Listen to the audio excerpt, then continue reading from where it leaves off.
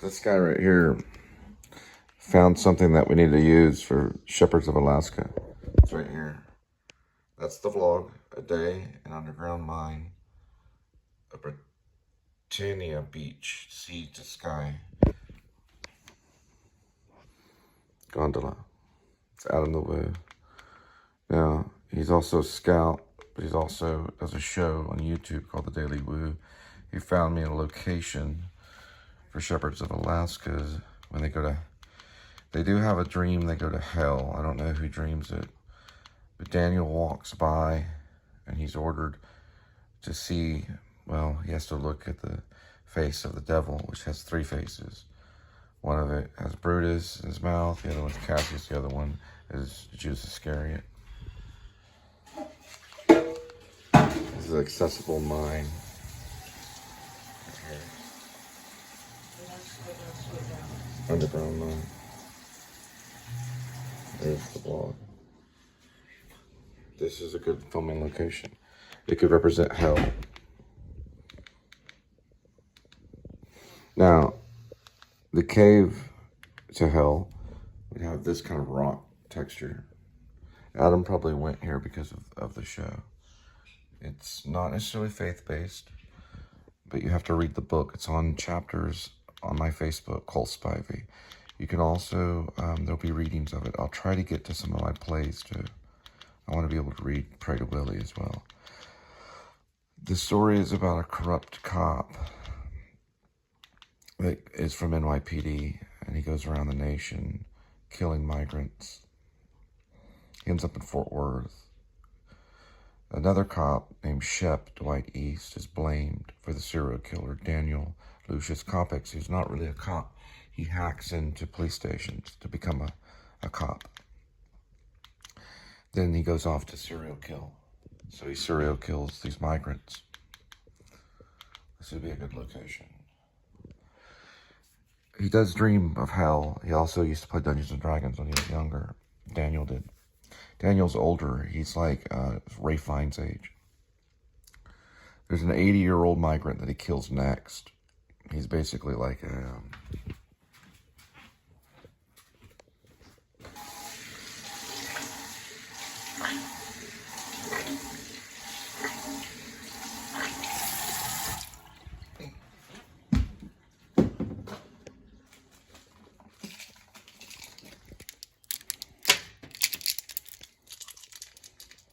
I know you want it now. We'll do it in 2 or 3 years. But listen, I think James Cameron knows about this. YouTube speaks to me. Now listen. The migrant dies. The Mexican migrant is 80 years old. So far, I want Martin Scorsese to play him. Martin Scorsese's been an actor throughout his career. He's drowned in the Trinity River in Fort Worth by Daniel Lucius Copex, also known as Lieutenant Daniel Lucius Copex. He hacks his way into the Fort Worth Police Department and putting himself as lieutenant status. He occasionally shows up at different places. He is not paid by any department because of what happened to him at NYPD. But he hacks his way in. He literally hacks his way in. Secretly, we don't even know how Daniel's paid, but he actually is paid by being a pizza delivery driver. That's how he kills the dishwasher. He kills the dishwasher migrant and takes him to his abandoned house. Daniel dreams of hell. He accidentally killed his best friend, Craig, when he was younger. Craig died by his hand on a failed baptism in a river. Craig was a dungeon master when they were younger, when they were like middle school. I wanted Finn Wolfhard to play one of the migrants, the wandering migrant that's picked up by Daniel Lucius Copex, Lieutenant Daniel Lucius Copex. He's picked up by him. He was forced to give fellatio to him. And they do each other. He chokes him and drops his body off in the Trinity River, Fort Worth. Daniel finds hell. Now, there's a cave at the bottom of this pit, kind of like this. I described it many times in my kitchen. They walk through these caves and cover this cave covering in a small room where Satan is. It's not a big room, it's a small room. In the center is a pond. It's frozen. The devil is frozen to his waist. His wings are beating. In this it's not a man-made cave. It's almost like think of the cave ride. So it's like inside of the cave. It's made by man, I guess you could say. There is a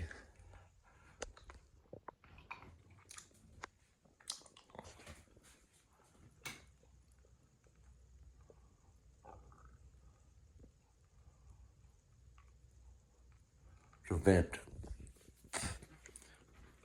The wings are beating of Satan, and the cool air goes up and fights gravity and everything, and natural goes into the vent. We see it actually happen.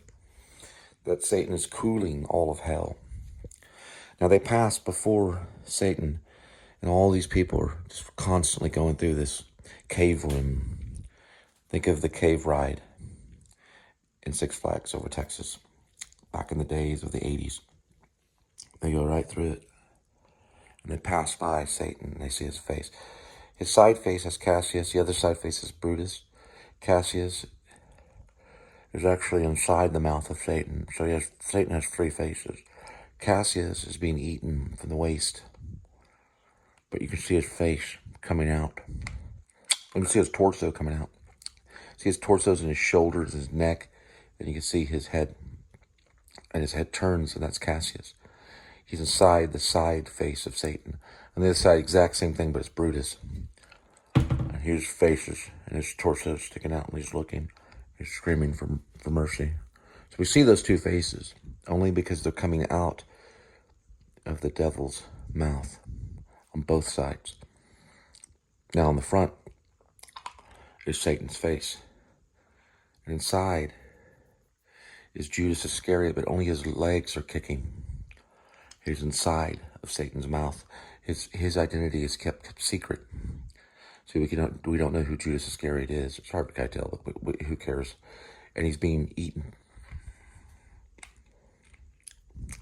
And we cannot see Judas. Harvey Keitel played Judas in Last Temptation of Christ. Daniel, Lucius Coppix, just walks by. That's all we see. We don't see him jump in the lava or anything. I appear because I warp right out of Satan. I exercise myself out of Satan, and boom, there's the filmmaker standing there. That's me. I go into the other room, which is a cavern. I go into the other room. I'm in the other room. I see JQ. I tell JQ, I say, JQ, jump into the lake of fire. For the lake of fire is right there. It's lava. It's a big room, not a huge room, but pretty big. Not as small as the other room, but not too much bigger. About the size of maybe a small gymnasium for kids. But it's all made out of caves. It's all rock. Just like this. I say, JQ, jump. And she says, I don't take orders from you. And I say, my Messiah told me to tell you, JQ, to jump into the lake of fire. She jumps without hesitation. And she just cross dissolve. Point 2. She ceased to exist.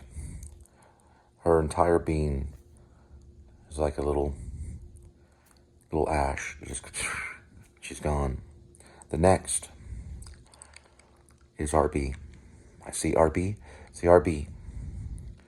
Jump into the lake of fire. We don't even know who these people are because of the dream. And RB says, I don't listen to you. And I say this. My Messiah told me to tell you to jump into the lake of fire. And without hesitation, he jumps and ceases to exist. Cross 2, crossfade. So it's a point 2 crossfade. It's gone. Just goes like this. He ceases to exist. Then you see me walk along the edges of the lake of fire, all the way across, grabbing the hand of an angel. The angel leads me into another shaft, or to a shaft that goes up, and I see the face of the Lord as I'm hurried up towards heaven, and you hear horns blasting. I get to the feast immediately, and I wake up, and we go back into the film. I take everyone out of the film, and I put them into this situation immediately. They know it's a film. It's almost a little like the house that Jack built. It's a little like that, if you've seen that movie. The only difference is we go to the filmmaker and see the filmmaker come out of Satan, and the filmmaker standing there, pretty much an actor. Now, am I in uniform? Yes, I am in a uniform. I am in Jonah Samuel Camden III's uniform, which is a state trooper in the story. But I'm also the filmmaker because I'm wearing headphones. So Jonah Samuel Camden III will be wearing headphones. This will go up as a raw footage upload explaining a section of my film. God bless.